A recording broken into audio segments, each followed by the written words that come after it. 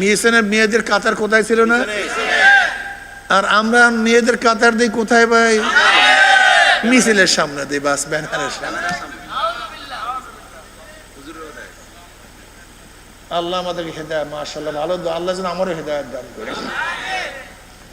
সমস্যাটা কি জানেন? কি রাগটা করতেছেন না ভাই? না আপনাদের মনে রাগ হয়ে গেছে।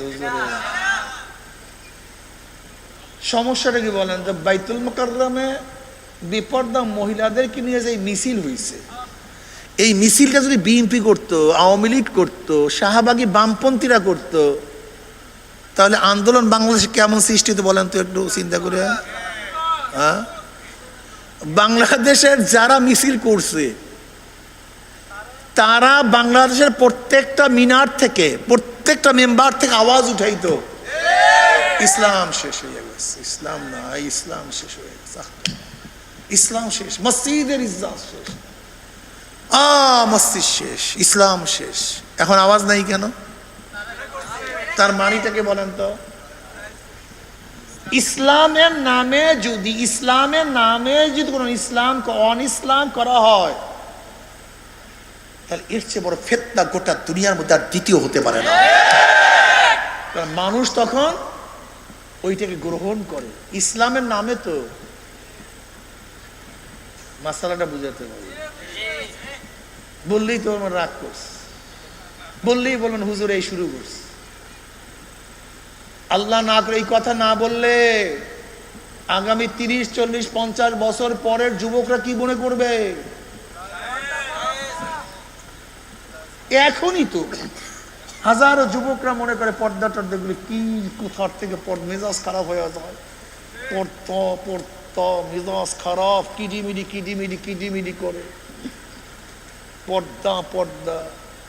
আমরাও বিপদে আছি, পর্দা লইয়া জমনের বিপদে আছি, এমন বিপদে আছে দলিল দেয়া বলে আমনে অমুক, আমনে তমুক, অমুকে তমুক, তমুকে তমুক।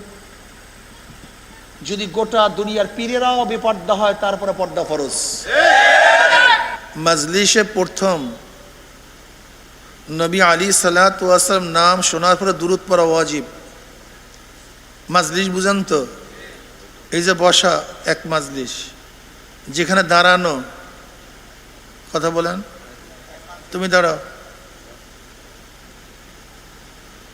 দাঁড়ায় থাকো, দিকে ফেরো, ওদিকে ফেরা, এটা কি এক মাজলিস।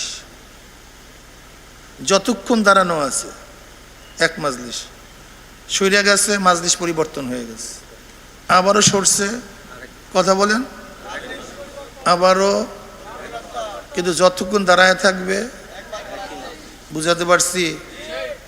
তুমি বসো, বসে থাকো এখানে, এক মাজলিস, তুমি একটু ওইখানে বসো, ওই পাশে যেয়ে বসো, মাজলিস ক্লিয়ার। অর্থাৎ যেই অবস্থানে থাকে মানুষ, ওই এক অবস্থানকে মাজলিস বলা হয়। তার প্রথম অবস্থানে নবী আলী সাল্লাল্লাহু আলাইহি ওয়াসাল্লাম নাম শোনার পরে দুরূদ পড়া কি ভাই? একই মাজলিসে, অর্থাৎ পরিবর্তন হওয়ার আগ পর্যন্ত একই মাজলিসে যতবার নবী আলী সাল্লাল্লাহু আলাইহি ওয়াসাল্লাম নাম শুনবেন, ততবার দুরূদ পড়া মুস্তাহাব। এই এখানে বসিয়া বসিয়া প্রথম সাল্লাল্লাহু আলাইহি ওয়াসাল্লাম পড়ছিলাম না, ওয়াজিব আদায় হয়ে গেছে। এখন যতবার নবী আলী সাল্লাল্লাহু আলাইহি নাম শুনবো, দুরূদ পড়া কি নামাজের মধ্যে? দুরূদ পড়া কি সুন্নাত। তা নামাজ পড়া ফরজ, দুরূদ পড়া ফরজ, দুরূদ পড়া ওয়াজিব, দুরূদ পড়া সুন্নাত, দুরূদ পড়া মনে থাকবে? ভুলে গেছেন এর মধ্যে। দুরূদ পড়া ফরজ, দুরূদ পড়া, দুরূদ পড়া, দুরূদ পড়া মুস্তাহাব।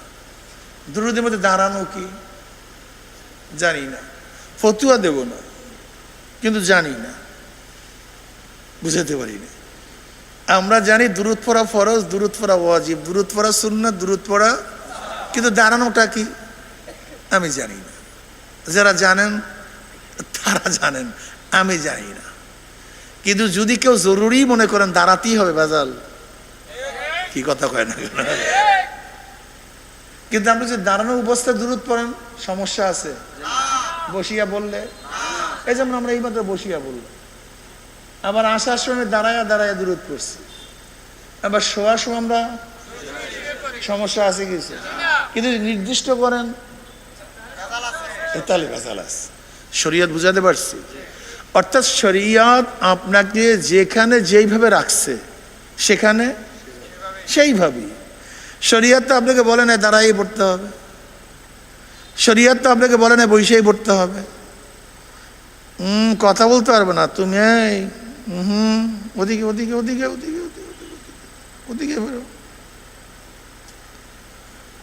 শরীয়ত আপনাকে বলছে যে শুয়া পড়তে হবে, তা আপনি নির্ধারণ করলেন কেন? আপনি নির্ধারণ করলেন কেন এটা বলেন? শরীয়ত তো নির্ধারণ করেনি। শরীয়ত কি জিনিস বুঝেন তো? এক চুল পরিমাণ বাড়ানো কমানো যাবে না, কথা হয় না। এক চুল পরিমাণ, আচ্ছা বলেন নামাজের পরে 33 বার, 33 বার, 34 বার, কেউ যদি বলে না নামাজের পর 34 বার আলহামদুলিল্লাহ, 34 বার সুবহানাল্লাহ, 33 বার আল্লাহু আকবার, এইটা বর্ধিত কম দিত, এটা হবে না। আপনি পড়েন 1000 বার, সেটা ভিন্ন কথা, আপনি লক্ষ বার পড়েন, এটা আমাদের উচিত। কিন্তু নবী আলাইহিস সালাতু ওয়াস সালাম যেইভাবে যেই সময় যেটা বলছেন সেখানে ওই 33 কথাটা বুঝাতে পারেন।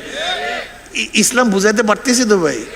ফজরের নামাজ কত রাকাত পড়ি আমরা? ফরজ, সুন্নাত। এখন কেউ যদি বলে আজকে সময় আছে 3 রাকাত পড়ি, এটা করা যাবে না, এটা শরীয়ত না, এটা ইসলাম না, এটা পারবেন না। অর্থাৎ ওয়াজিবকে ওয়াজিব, ফরজকে সুন্নাতকে মুস্তাহাবকে, যা মুস্তাহাব না, যা সুন্নাত না তাকে সুন্নাত বলা, যা ওয়াজিব না তাকে সুন্নাত বলা, আবার যা ওয়াজিব তাকে ফরজ বলা, আবার ফরজকে ওয়াজিব বলা, এগুলি সবই বিদআত। এটা হলো মানসুস, যেগুলো শরীয়ত নির্ধারণ করছে।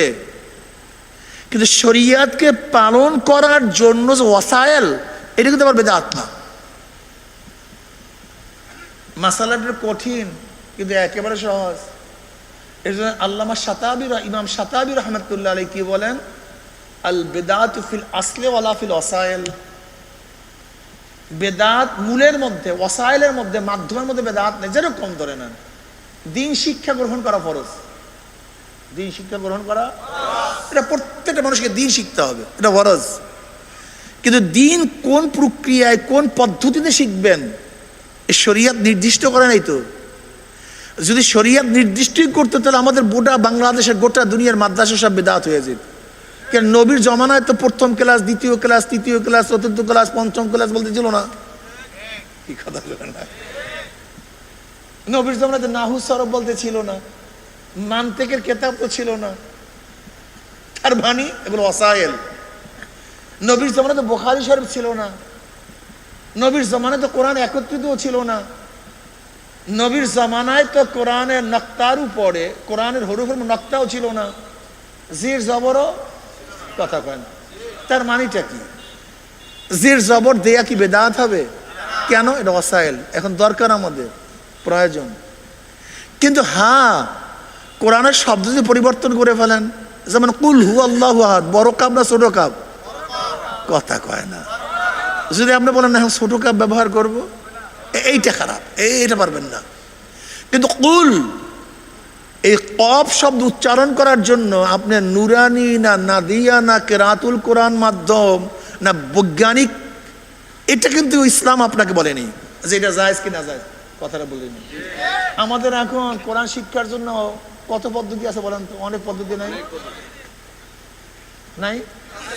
কেরাতুল কোরআন, নাদিয়া, নুরানি, বৈজ্ঞানিক, এরকম হাজারো। আবার যেমন কায়দার মধ্যে বহুত কায়দা আছে, এগুলি কিন্তু বিদআত না, এগুলো ওয়াসাইল। এগুলি কি? এবার বলুন তো, দিন শিক্ষার জন্য আমরা যে তরিকা ব্যবহার করি, চিশতিয়া, সাবরিয়া, কাদরিয়া, এগুলি বিদআত না ওয়াসাইল? মাশাআল্লাহ, এই তো সহজ কথা, তো না বোঝার কিছু নাই, না বোঝার কিছু নেই, এগুলো ওয়াসাইল। যেমন ধরেন আমরা আজকে যে মাজলিসের মধ্যে দিনের আলোচনা করতেছে হুবাহু এইভাবে মনে হয় নবীর জমানায় ছিলই না, হুবাহু এইভাবে। কেন নবীর জমানায় যেটা ছিল না সেইটা যদি এখন করি তাহলে বেদায়েত তো হওয়ার কথা ছিল, কিন্তু বেদায়েত হবে না কেন? এটা ওয়াসাইল, এটা মাধ্যম।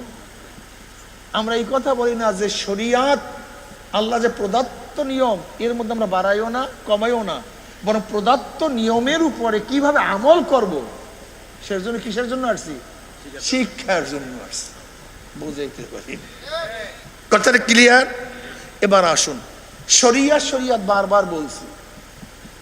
দেখেন বর্তমান জমানা খুব ভেজালের জমানা, কথা বললেও দোষ, না বললেও দোষ, কথা বললেও দোষ, না বললেও দোষ। এই বসো ওখানে বাইটিয়ে, দ্বিতীয়বার উঠবা না, বললাম না এটা ক্লাস। ক্লাসের মধ্যে ছাত্র ওঠাউঠি করে কোন তো? হ্যাঁ, তাহলে উস্তাদেরও মন মস্তিষ্ক নষ্ট হয়ে যায়, অন্য ছাত্রের অ্যাটিটিউড নষ্ট হয়ে যায়, এটা ঠিক না। আমরা অনেকে মনে করি শরিয়াত এটা পরিবর্তন করা যায়, এটা অনেকে মনে করি। এমনকি দেখছি এক নেত্রী, শুনছি এক নেত্রীকে বলছে শরিয়াত আসমানি কোনো বিষয় না যেটা পরিবর্তন করা যাবে। জানি না আপনাদের কানে আসছে কিনা কথাটা, আমি জানি না আপনাদের কানে আসছে কিনা। এবং পাল্টা প্রশ্ন করা হয়েছে তাহলে কি মেয়েরা শর্ট প্যান্ট হাফ প্যান্ট পরতে পারবে? হ্যাঁ, কোনো অসুবিধা নেই, পড়তে পারবে। তার মানে সে জায়েজ কারার দিয়ে দিস। ভাই কথাটা বুঝাইতে পারি না। অর্থাৎ যেইটা শরিয়াত কি করছে নাজায়েজ করছে, সে কি করছে? এটা হারাম। হালালকে হারাম, হালালকে হারাম, হারামকে হালাল যদি কেউ করে তার শরিয়াত পরিবর্তন করে, সে অনেক সময় বেঈমান হয়ে যায়। কি হয়ে যায় ভাই? এই এখতিয়ার কাউর নেই, আছে নাকি বাবা? আচ্ছা তুমি দাঁড়াও, এই যে তুই না ওই পিছনের ছাটওয়ালা বাবা যাও, তুমি দাঁড়াও, তুমি তুমি তুমি হ্যাঁ হ্যাঁ। আচ্ছা বলে তো মেয়েদের হাফ প্যান্ট পরা জায়েজ আছে কও তো? যুবতী মেয়েদের, এই দেখেন আমার মুসলমান বাবুও জানে যে মেয়েদের শর্ট প্যান্ট পরা, আরে মেয়ে বাদ দাও। আচ্ছা তুমি বলো তো একজন যুবক পুরুষ বালেক তার কি শর্ট প্যান্ট পরা জায়েজ আছে? ওই এ বলে জায়েজ। মহিলা তো দূরের কথা, হাফ প্যান্ট পরা একজন পুরুষেরও জায়েজ। বসো বাবা, আমি কি বুঝাতে চাই, আমার মুসলমান বাবার হাজারো ফতুয়া জানে, হাজারো ফতুয়া জানে, কিন্তু ওরা বিশ্বাস করেন না। আমি এখন দেখাবো এ সুগারের গোশ খাওয়া জায়েজ না জায়েজ? কি কথা কয় না? তুমি কি সুগারের গোশ খাওয়া জায়েজ না জায়েজ? দেখছেন ও জানে। অথচ আমরা একজন খ্রিস্টান, একজন হিন্দু, একজন ইয়াহুদির কাছে জিজ্ঞাসা করেন তো মুসলমানদের সুগারের গোশ জায়েজ জায়েজ না? বলতে তো যাই না ভাই। নামাজ পড়া কি ভাই? পর্দা করা কি ভাই? দেখছেন। সুদ খাওয়া কি? দেখছেন। ঘুষ খাওয়া কি? কি সব জানে না? সবই তো জানে। মুসলমানের মধ্যে হাজারো হাজারো মাসালা তারা জানা, এর চর্চা। আসলে হাদিস কোরআন মুখস্থ করার নিয়ম হলো এরকম। আগেকার জমানার মুহাদ্দিসরা তার হাদিস মুখস্থ রাখতেন কিভাবে? আমলের মাধ্যমে। বিশ্বাস হয় না? না আপনাদের বিশ্বাস হয় না। আচ্ছা আপনারা উজু জানেন, উজু জানেন এরকম কেউ এখানে আছেন যারা উজু করতে জানেন? এরকম নাই কেউ? কথা কয় না, বুঝেও না পুরুষ। উজু করতে জানেন এরকম কেউ আছেন এখানে? আচ্ছা কে কে আছেন হাত তোলেন তো। অসুবিধা আছে? তুমি জানো না উজু? হাত তোলো। মাশাআল্লাহ মাশাআল্লাহ, হাত নামান। যদি উজুর মাসালা জিজ্ঞাসা করি, দলিল জিজ্ঞাসা করি, কে কে পারবেন? আলেমরাও পারবে না। বিশ্বাস করেন কি করেন আমি জানি। এখানে যারা আমরা আলেম আছি আমরা অনেকে জানবো না, পারবো না যে শুরুর থেকে শেষ পর্যন্ত প্রত্যেকটা মাসালার দলিল হাদিস এবং কোরআন দিয়া পারবেন না, অনেকেই পারবেন না। দুই একজন থাকতে পারেন, সেটা ভিন্ন কথা। তার মানে আমরা দলিল জানি না কিন্তু আমলটা জানি। কি বুঝতে পারি? কিভাবে জানি? চর্চা। এই চর্চা, এটার পরিবেশ, এই পরিবেশের মাধ্যমে দিন শিক্ষা গ্রহণ করা হয়। এই জন্য পরিবেশ সবচেয়ে বেশি জরুরি, সবচেয়ে দামি। যাই হোক, আমি যেটা বলতেছিলাম, শরিয়া শব্দের অর্থ কি? রাস্তা। শরিয়া শব্দ কানুন, নিয়ম, আইন। শরিয়াত কি মানুষের বানানো? আল্লাহ কি বলেন? সুম্মা জাআলনাকা আলা শরিয়াতিন মিনাল আমর ফাত্তাবি'হা ওয়ালা তাত্তাবি'হা আল্লাযীনা লা ইয়ালামুন। আল্লাহ পাক বলেন, হে নবী, আমি আপনাকে যে শরিয়াতের প্রতিষ্ঠিত করেছি, ফাত্তাবি'হা, আপনি সেই শরিয়াতের অনুসরণ করুন, অনুকরণ করুন, ইত্তেবা করুন। ওয়ালা তাত্তাবি'হা আল্লাযীনা লা ইয়ালামুন। জাহেল, মূর্খ, গণ্ড মূর্খ, কোরআন ও সুন্নাহ সম্পর্কে জানা নাই, এলেম নাই, কালাম নাই, যারা সবসময় নফস অনুযায়ী, খায়সাতে নফস, নফস যা বলে সেই অনুযায়ী যারা কাজ করে, এদের অনুসরণ অনুকরণ আপনি করবেন না। কে বলছে ভাই? কাকে বলছে? তার নবীকে। সুম্মা জাআলনাকা আলা শরিয়ত মিনাল আমর আই মিনাদ দ্বীন ফাত্তাবি'হা। অথচ আমরা কি বলে, শরিয়াত আসমানি কোনো বিষয় নয়, এটা পরিবর্তন করা যায়। কি রে ভাই, ইমানের অবস্থা আলহামদুলিল্লাহ ভালো আছে না? আলহামদুলিল্লাহ বললেই তো তোমরা রাগ করবে। তো হুজুর কথা বললাম কেন? বললাম যেন আমাদের ইমানের মধ্যে বিচ্যুতি না আসে। নবী আলাইহিস সালাতু ওয়াস সালাম শুধু দ্বীনের দাওয়াতই দেননি, বরং মূর্তি পূজার অসরতাও বাতাইছেন। ওদের কি কি ভুল ছিল সেইটাও কিন্তু বাতাইছেন। এর নাম দ্বীন। একজন ডাক্তার শুধু তোমার রোগের ঔষধি দেয় না, সাথে সাথে ক্ষতিকারক কি কি জিনিস এইটাও। এর জন্য ইসলামের মধ্যে দুইটা জিনিস, আমরু বিল মারুফ ও নাহি আনিল মুনকার। সৎ কাজের আদেশ, অসৎ কাজের নিষেধ। আপনাকে বলতে হবে এইটা ফরজ, এইটা ওয়াজিব, এটা ভুল করছো বাবা, এটা ঠিক না।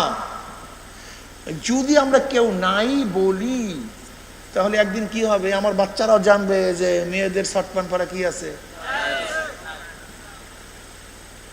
বুঝাতে পারি না। যদি নাই বলি, তাহলে ওরা একবার কি জানবে যে শরিয়ত পরিবর্তন করা যায়।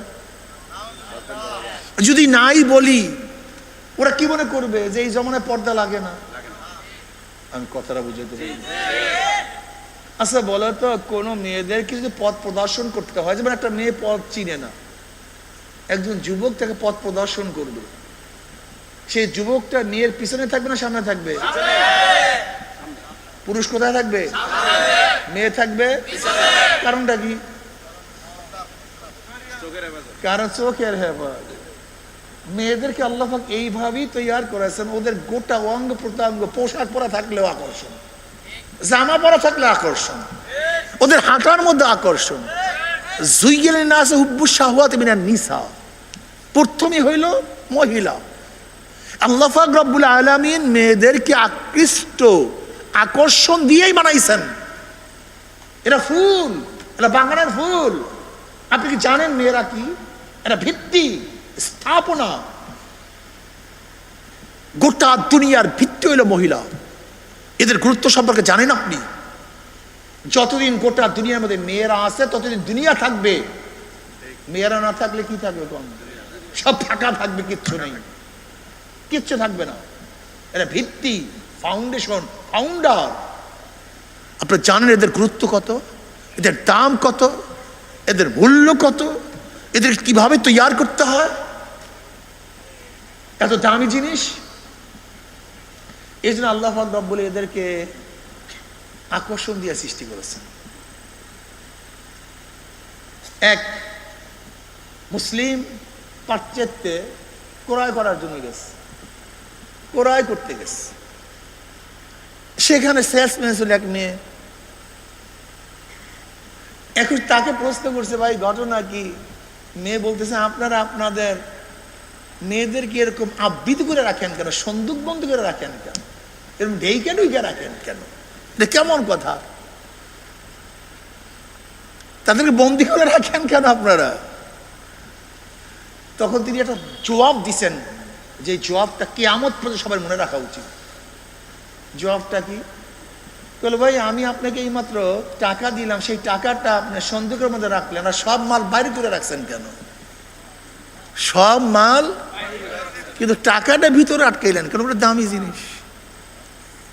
ওটা কি জিনিস? আমাদের কাছে, আমাদের মেয়ের আমাদের কাছে অনেক দামি। যেমন দামি জানিস মানে হেফাজত করে, আমাদের কাছে আমার মা বোনরা সবচেয়ে দামি, এর জন্য আমরা তাদেরকে হেফাজত করি। আর আপনাদের কাছে আপনাদের মা বোনদের কোনো দাম নাই, এর রাস্তায় ছেড়ে দিয়েছেন। আর আমাদের কাছে তারা সবচেয়ে দামি, এই জন্য আমরা খুব হেফাজতে রাখি, ফুলের মতো আগলিয়ে রাখি। যাই হোক, যদি পথ প্রদর্শন করেন, পুরুষরা কোথায় থাকবে? মেয়েরা থাকবে। নবী আলাইহিস সালাম জমানায় মসজিদে নামাজ পড়তে যাইতো, কোনো সন্দেহ নেই। তখন মেয়েদের কাতার কোথায় ছিল? পুরুষদের কাতার।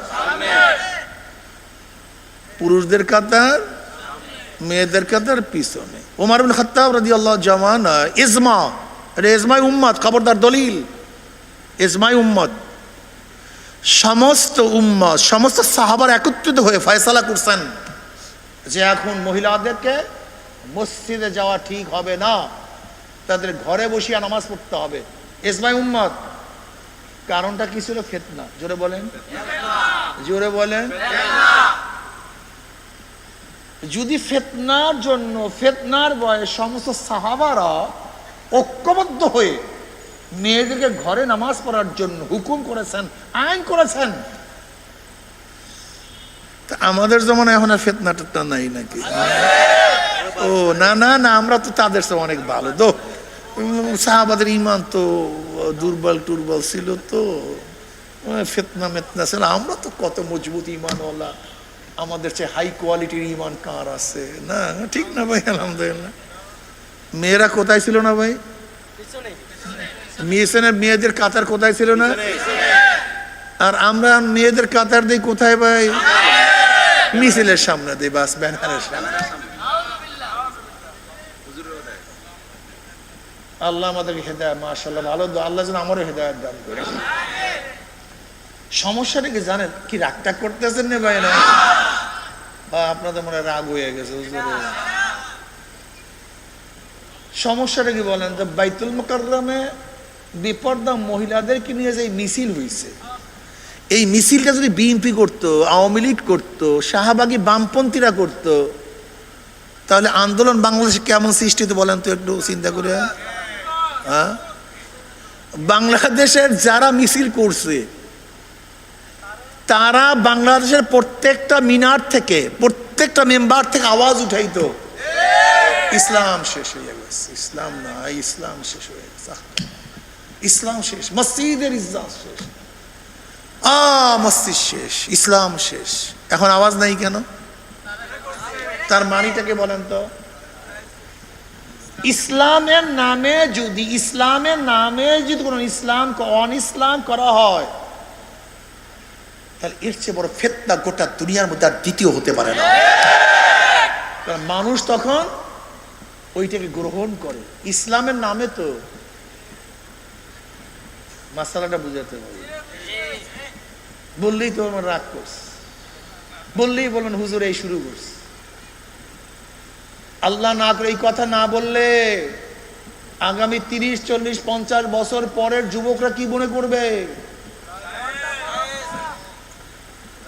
এখনই তো হাজারো যুবকরা মনে করে পর্দা টর্দা গুলি কি, কোথার থেকে মেজাজ খারাপ হয়ে যায়, পড়তো মেজাজ খারাপ, কিডিমিডি কিডিমিডি কিডিমিডি করে, পর্দা পর্দা। আমরাও বিপদে আছি, পর্দা লোক জমনের বিপদে আছে, এমন বিপদে আছে দলিল দেয় বলে আমনে অমুক, আমনে তমুক, অমুকে তমুক, তমুকে তমুক। যদি গোটা দুনিয়ার পীরেরাও বেপর্দা হয়, তারপরে পর্দা ফরজ। গোটা দুনিয়ার মুফতিরাও বেপর্দা হইল পর্দা, গোটা দুনিয়ার মানুষ বেপর্দা হইল পর্দা। ইমান নষ্ট করিয়েন না, কার মিসাল দিয়েন না। মুফতি সাহেব দেহি বেপর্দা, মুহাদ্দিস সাহেব বেপর্দা, পীর সাহেব বেপর্দা, এই মাসালা দিয়েন না, উদাহরণ দিয়েন না। আপনি নিজে হেফাজত হন। পর্দা ফরজ, পর্দা ফরজ। কেউ যদি পর্দা নিয়ে তাচ্ছিল্য করেন, বেঈমান হয়ে যাবেন, ডাইরেক্ট বেঈমান, ডাইরেক্ট বেঈমান যদি তাচ্ছিল্য করেন। এক ব্যক্তি জীবনভর মদ খায়, সে ফাসিক। যদি মদ জায়েজ করার চেষ্টা করে, সে কাফের। এক ব্যক্তি জীবনভর নামাজ পড়ে না, সে ফাসিক। যদি নামাজকে নাজায়েজ বানাবার চেষ্টা করে, সে কাফের। কেউ যদি জীবনভর পর্দা না করে, সে ফাসিক। কিন্তু কৌশলী ইনিয়ে বিনিয়ে যদি পর্দাকে, কথা বলেন না কেন, খুব মারাত্মক, খবরদার। যদি সন্তান বাবার কথা না মানে, সন্তান বেয়াদ্দপ হয়। সন্তান যদি বাবার কথা না মানে, কিন্তু বাবা কিন্তু অস্বীকার করে, কেউ নামাজ না পড়লে ফাসিক, নামাজ লাগে না কাফের। রোজা না রাখলে ফাসিক, রোজা লাগে না কাফের। পর্দা না করলে ফাসিক, পর্দা লাগে না, সে বেঈমান। ঈমানকে মজবুত করেন, রাগ করিয়েন না, রাগ করিয়েন না। রাগের জমিনে ফসল হয় না, রাগ করিয়েন না, রাগ করিয়েন না। আমাদের দাড়ি নিয়ে অনেকেই আপনারা প্রশ্ন তুলেন, এত দাড়ি লাগে, এত টুপি লাগে, এত সুন্নতি জামা লাগে। ভাই আমাদের তো লাগে না, কিন্তু নবী তো লাগাইছে, আমরা কি করবো কম? আমাদের তো, কিন্তু নবী কেন টুপি পরছেন জানি না, নবী কেন দাড়ি রাখছেন জানি না তো না ভাই। উনি কেন বড় জামা পরছেন আমি জানি না তো। আপনি জানিয়ে যান, আমার জানার দরকার নেই। আমি অত অত এলেমের অধিকারী আমি না। আমি কি মনে করি, নবী আলাইহিস সালাতু ওয়াস সালাম যাহা কিছু করছেন আমি করব, বাস। এর চেয়ে বেশি কিছু জানি না। সাহাবারা কেমন ভাবে মানতেন নবীকে সাল্লাল্লাহু আলাইহি ওয়াসাল্লাম। ওমর বিন খাত্তাব রাদিয়াল্লাহু আনহু হজে রওনা করলেন। মদিনার থেকে বের হওয়ার পরই একটা গুহার মধ্যে ঢুকছেন, গলির মধ্যে, সেখানে বসছেন। শোনেন ভালো মতো, মানলে মানবেন, না মানলে না মানবেন, আমার কিচ্ছু আসে যায় না। সেখানে বসছেন, কোন ইসলামটা সারেন নাই, উঠে আসছেন। সাথীরা জিজ্ঞাসা করতেন, হযরত আপনি ইস্তেঞ্জা সারলেন না, কিছু করলেন না, ওখানে গেলেন, বসলেন, আবার উঠিয়ে আসলেন। বলে দেখো, আমি নবী আলাইহিস সালাতু ওয়াস সালামের সাথে এখান থেকে হজে যাওয়ার সময় দেখছি নবী আলাইহিস সালাম এই গলির মধ্যে ঢুকছেন, ওখানে বসছেন, কোন ইস্তেঞ্জা সারেন না, উঠে আসছেন। তিনি কেন করছেন, কেন করছেন আমি জানি না, তাকে দেখছি, আমি করছি। ইশক বুঝেন, মোহাব্বত বুঝেন তো। আলিউল মুর্তজা রাদিয়াল্লাহু তাআলা আনহু ঘোড়ায় ওঠার আগে ডাইন পা বাড়াইতেন, ঘোড়ায় ওঠার দোয়া পড়তেন, মিষ্টি হাসি দিতেন। সাহাবারা সাথীরা প্রশ্ন করছে, আপনি মিষ্টি হাসি দেন কেন? বুঝলাম ডাইন পাওয়ার সুন্নাত, দোয়া পড়া, কিন্তু মিষ্টি হাসি দিলেন কেন? নবী আলাইহিস সালাতু ওয়াস সালাম আমি দেখছি ঘোড়ায় ওঠার সময় ডাইন পা বাড়াইছে, দোয়া পড়ছে, মিষ্টি হাসি দিছে। তিনি কেন হাসি দিয়েছেন এটা আমি জানি না। যে বুখারী করেন ইমাম বুখারী রাহমাতুল্লাহ আলাইহি, যখন জানছেন তীর নিক্ষেপ করা সুন্নাত, তিনি তীর কিনিয়া কি করছেন? তীর নিক্ষেপ করছেন সুন্নাতের জন্য। তিনি যখন জানছেন নবী আলাইহিস সালাতু ওয়াস সালাম গাছের পাতা খাইছে, সে সুন্নাত পালন করার জন্য সেও গাছের পাতা খাইছে। কেন খাইছে জানি না, এই বুখারীর কথা বললাম, বুঝাইতে পারি। এক সাহাবীর চুল বড় হইতে এই পর্যন্ত হয়ে গেছে। ঘটনা, আপনি চুল কাটেন না কেন? চুল কাটেন না কেন? চুল কাটেন না কেন? কারণ নবী আলাইহিস সালাম আমার এই মাথায় হাত দিস, এই মাথায় যে চুলের মধ্যে আমার নবীর স্পর্শ আছে, সেই চুল আমি মাথা থেকে নামাতে পারি না, আমি কাটতে পারি না। মোহাব্বত বুঝেন, খালি দলিল খোঁজ করেন, এইটা লাগে না, সেইটা লাগে না, ওইটা লাগে না, সেইটা লাগে না, দলিল খোঁজ করেন। সাহাবারা গেলেন এক বাদশার দরবার, যখন তারা সিরিয়া দখল করছে, বলতেছে এখানে প্লেট চাটিয়া খাওয়া খুবই অপমানের বিষয়, আল্লাহর রাস্তায় আজকে প্লেট চাটিয়া খাবেন। সাহাবারা কি উত্তর দিয়েছিলেন? বলে তোদের সম্মানের জন্য, তোদের অনুরোধে আমার নবী একটা সুন্নাতকে অমান্য করব, তা পারবো না। যুক্তিতে চাইেন না ভাই, ইশক ভিন্ন জিনিস। মহব্বত ভিন্ন জিনিস। রাগ টাগ করিয়েন না, রাগ করিয়েন না। শুধু রাগ করেন, শুধু গিভা শিকায়ত করেন। এক যুদ্ধের মধ্যে সাহাবারা পারতেছিলেন না, ঘটনা কি পারি না কেন? আমরা সব সময় খোঁজ করি অস্ত্র মস্ত্র আবি জাবি কি জানি কি জানি। সাহাবারা চিন্তা করছেন কোন জানি আমলের ত্রুটি আমলের ত্রুটি আমলের ত্রুটি আমলের ত্রুটি খুঁজে দেখো, দেখে মেসওয়াক করি নাই। কি করি নাই? মেসওয়াক করি। পরের দিন সবাই যখন মেসওয়াক করছে, ওই মেসওয়াক কাফেররা দেখে ঘটনা কি, মেসওয়াক তো জীবনে দেয় না। তাহলে ঘটনা কি, আজকে মনে হয় ওরা কাঁচা আমাদের খেয়ে ফেলাইবে। যুদ্ধ এমনি জিততে গেছে মেসওয়াক। খালিদ বিন ওয়ালিদ রাদিয়াল্লাহু তাআলা আনহু যুদ্ধ করতেছিলেন। খুব ভালো মতো শুনো বাবারা, রাত্রে একটু চিন্তা করি। বয়ান তো শুনছো, কয়েকটা কথা বলি, একটু ভালো মতো চিন্তা করি। খালিদ বিন ওয়ালিদ রাদিয়াল্লাহু তাআলা হেরাক্কালের ভাইয়ের সাথে যুদ্ধ করতেছিলেন, হেরাক্লিয়াসের ভাইয়ের সাথে। কোনো অবস্থাতেই খালিদ বিন ওয়ালিদ রাদিয়াল্লাহু তাআলার সাথে পারতেছিল না। রোমের সৈন্যরা, তৎকালীন সময় গোটা দুনিয়ার মধ্যে পরাশক্তি ছিল রোম, খালিদ বিন ওয়ালিদের সাথে পারতেছিল। হেরাক্কালের ভাই একজন জাসুস গুপ্তচর পাঠাইছে মুসলমান সৈন্যদের মধ্যে, দেখো তো ওদের ট্রেনিং কি, শূন্য কি, অস্ত্রটা কি, পারি না কেন, ঘটনাটা কি, যাও তো। একজন আরব্য জাসুস 24 ঘন্টা মুসলমানদের মধ্যে ঘোরাফেরার পরে ছোট্ট একটা রিপোর্ট দেয়, মুসলমান কান লাগাই রিপোর্ট শোনো, আজকে চরমনায় মুজাহিদরা কান লাগাইয়া রিপোর্ট শোনো, যারা চরমনার সাথে সম্পৃক্ত কান লাগাইয়া রিপোর্ট শোনো, তোমাদের ইমানের মধ্যে ত্রুটি চলে আসছে, তোমাদের মধ্যে হতাশা চলে আসছে, আমি দেখছি, কান লাগাই শোনো। 24 ঘন্টা পর রিপোর্ট দিতে আসে, রুহবানুন ফিল লাইল ওয়া ফুরসানুন ফিন নাহার, ওয়া দিনে যোদ্ধা, ওয়া ইন সারাকা ইবনু মালিকিন কাতাউহু, তাদের বাদশার সন্তানও যদি চুরি করে, বাদশার সন্তান যদি চুরি করে হাত কেটে দেয়, যদি বাদশার সন্তানও জিনা করে রজম দেয়, রজম দেয়, লিস্তাকামাতুল হক ফিহিম, তাদের মধ্যে হককে প্রতিষ্ঠা করার জন্য। বলেন কেন অস্ত্রের কথা আছে, তলোয়ারের কথা, তীরের কথা, শূন্যের কথা, কিসের কথা, সব আখলাকের কথা, সব আদর্শের কথা। হেরাক্লিয়াসের ভাই তখন তাকে রাগ করেন নাই, বরং জবাবটার উত্তর কি দিয়েছিলেন, ওয়াইন সাদাক্তানি লাবাতুল আরদি খায়রুম মিন লিকাই হাউলায়ে, যদি তোমার বক্তব্য সত্য হয় তাহলে এই জাতির সাথে, এই গোষ্ঠীর সাথে, এই দলের সাথে গোটা দুনিয়ার কোনো যোদ্ধারা যুদ্ধ করিয়া বিজয় অর্জন করতে পারবে না। আর আমরা এখন সুন্নাত ছাড়িয়া দেই, ইবাদত ছাড়িয়া দেই, চোখের পানি নাই, জিকির আজকার নাই, মাওলার উপর ভরসা নাই, জিততেও পারবা না, জিতলেও থাকতে পারবা না, জিততেও পারবা না, থাকতেও পারবা না, জিততেও পারবা। ওয়ালা তাহিনু ওয়ালা তাহজানু ওয়া আনতুমুল আলাউনা ইন কুনতুম মুমিনিন, তোমরা ভয় পেও না, চিন্তিত হও না, তোমরা বিজয় হবে যদি তোমরা কি হও, জোরে বলে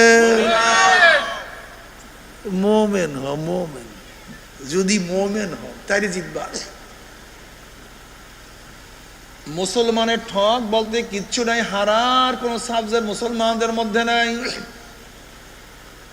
আজকে নামাজ পড়ছেন এশারের, কবুল হয়েছে কে কে বলতে পারেন? কেন নামাজ পড়লেন কেন? রোজা রাখছি, কবুল হয়েছে কে কে বলতে পারেন? রাখলেন কেন? হজ করছেন, কবুল হয়েছে কি কে বলতে পারেন? হজ করলেন কেন? আপনাকে অবশ্যই মনে রাখতে হবে, কবুলিয়াতের জিম্মা আমার না, দায়িত্ব আমার না। আমার দায়িত্ব হলো যেইভাবে আল্লাহ পাক যেই হুকুমকে, যেই হাকামকে, যেই বিধানকে আল্লাহ পাক যেইভাবে পালন করতে বলছেন সেইভাবে সেই বিধান পালন করা আমার দায়িত্ব। কবুল হওয়া এবং না হওয়ার দায়িত্ব কার? আল্লাহ।